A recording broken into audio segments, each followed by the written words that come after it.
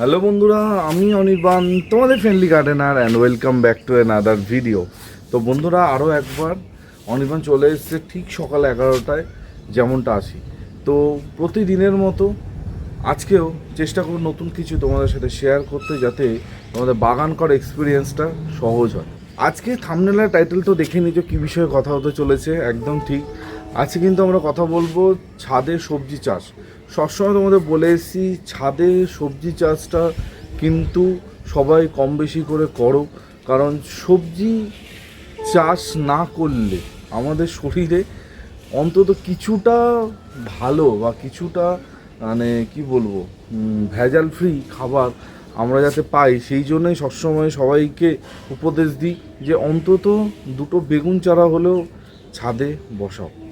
তো এর আগে লাস্ট যে ভিডিওটা আমি করেছিলাম গরমে সবজি চাষ নিয়ে, সেটা ছিল যে গরমে সবজি চাষ কীরকম মাটিতে করতে হবে। সেই ভিডিওটা আশা করি তোমরা সবাই দেখে ফেলেছিলে। তো তারপর আমি তোমাদের দেখিয়েছিলাম কীরকমভাবে সবজির বীজ ছড়াতে হয় বা বপন করতে হয়, তার সেখান থেকে কিন্তু ভালো চারা তৈরি হয়। তোমরা জানো আমি আমার যত সবজি আছে সব বীজ থেকে তৈরি করেছিলাম, আর বীজগুলো আমি কালেক্ট করেছিলাম গার্লি স্ট্রিট থেকে। এই সব গল্প তোমরা আগেই নিশ্চয়ই জানো, আগের ভিডিও তোমরা যদি দেখে থাকো। এখন বর্তমানে সেই গাছগুলোর কী কন্ডিশান, কীরকম তার অবস্থা, আর আমি গাছগুলোতে কি পরিচর্যা করছি, কি দিচ্ছি না দিচ্ছি, আজকের ভিডিওতে থাকবে সব কিছু। যারা ছাদে সহজে সবজি চাষ করতে চাইছো, আশা করছি তোমাদের আজকের ভিডিওটা ভালো লাগবে।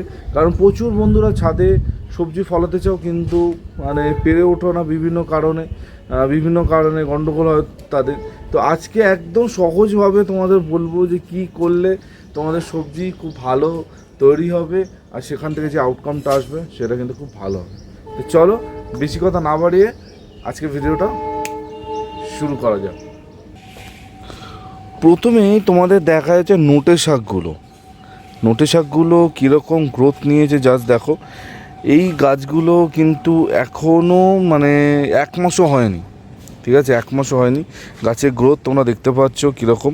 আর দিন 10 পর থেকেই নোটে শাক খাওয়া যায়, যদি এখনও খাওয়া যায়, কিন্তু আরেকটু বড় হলে খাওয়াটাই ভালো।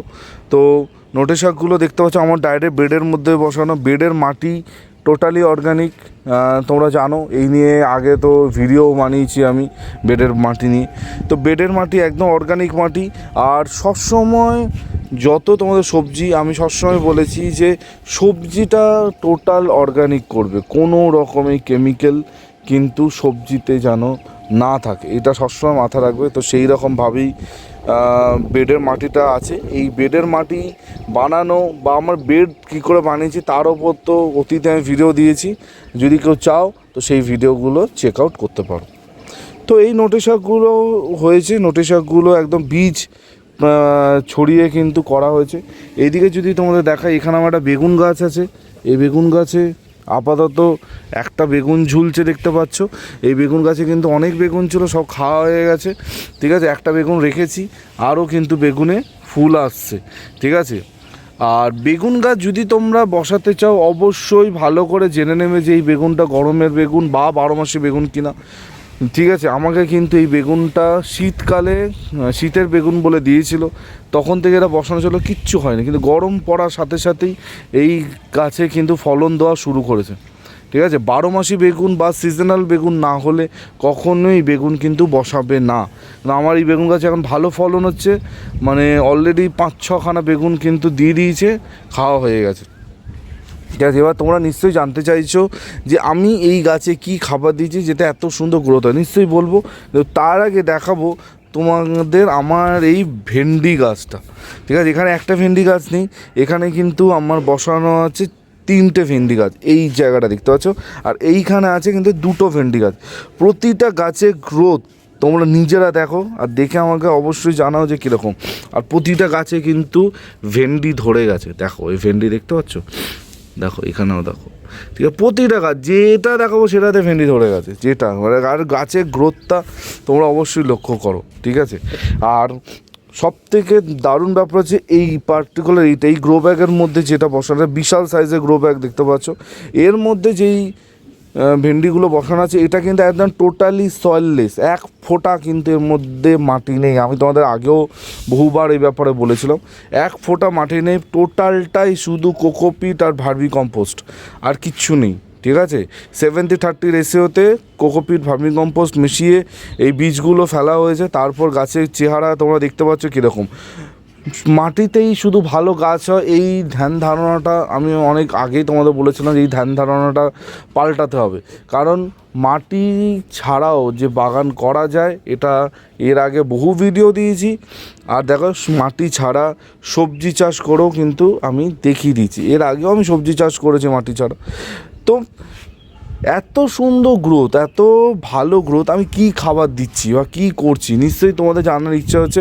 ভাবছো অনির্বাণ মানে ভয়ঙ্কর কিছু খাইয়েছে, মাটি ছাড়া এত গ্রোথ কী কেন হচ্ছে বা কীভাবে হচ্ছে।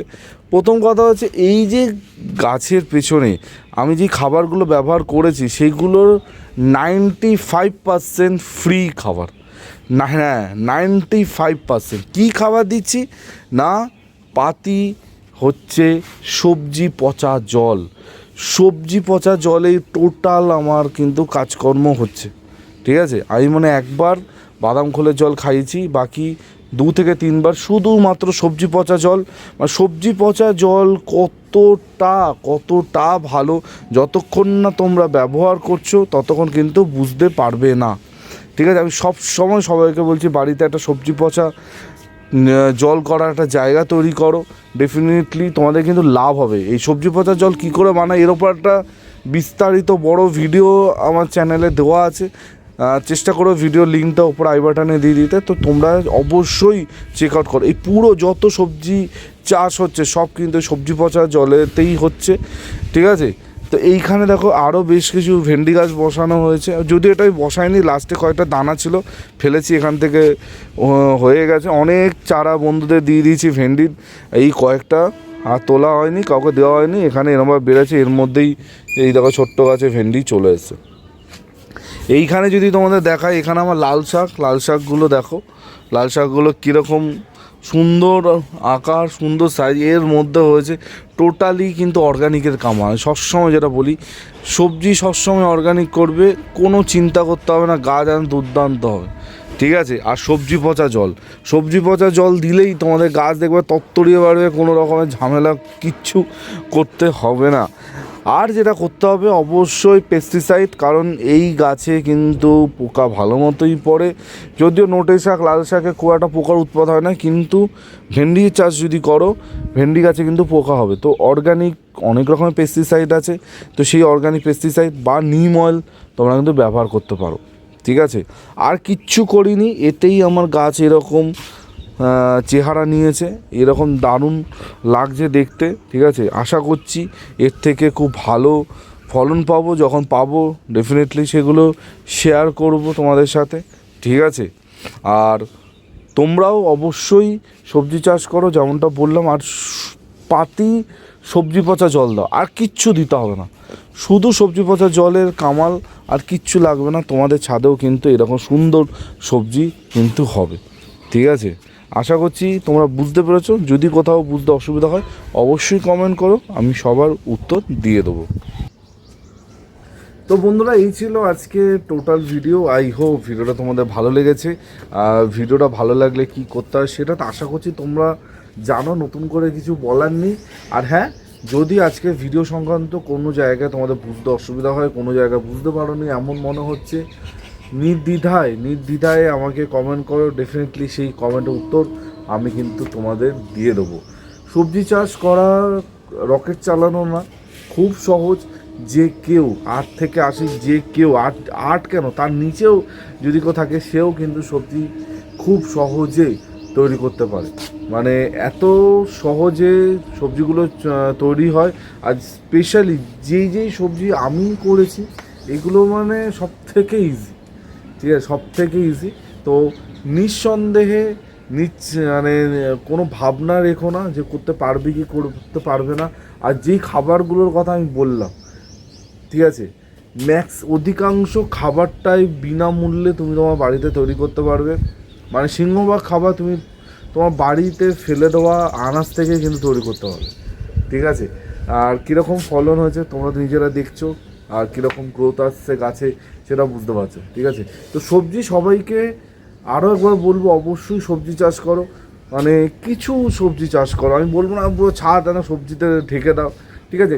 অনেকে আছে যারা সবজি চাষ করতেই ভালোবাসে, তাদের বাগানে বিভিন্ন সিজনাল সবজি তারা করে থাকে, কিন্তু দরকার নেই। তুমি একটুখানি লাল শাক, একটুখানি ভেন্ডি, পালং শাক, তারপর নোটে শাক, এইগুলো তো তুমি বসাতেই পারো, ঠিক আছে?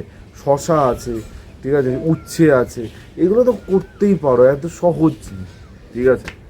আশা করছি সবাই করবে, আর অবশ্যই সবজি চাষ করে আমাকে সেই ছবি হোয়াটসঅ্যাপে পাঠাবে।